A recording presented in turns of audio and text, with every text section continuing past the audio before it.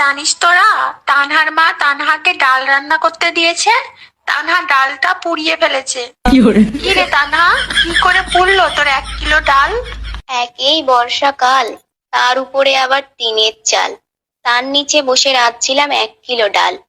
হঠাৎ উড়ে এলো একটা কালো বাল। বালটা হাতে নিয়ে ভাবতে থাকলাম, এটা কার বাল? এটা কি রুমির বাল? না, রুমির এখন যৌবন কাল, তার হবে কালো কুচকুচে বাল। তবে এটা কার বাল? তবে কি এটা লাভলির বাল? না, লাভলির এখন মাসিক কাল, তার হবে রক্ত মাখা বাল। তবে এটা কার বাল? তবে কি এটা মিষ্টুর বাল? না, মিষ্টুর এখন বয়সকাল, মিষ্টুর হবে সাদা সাদা বাল। তবে এটা কার বাল?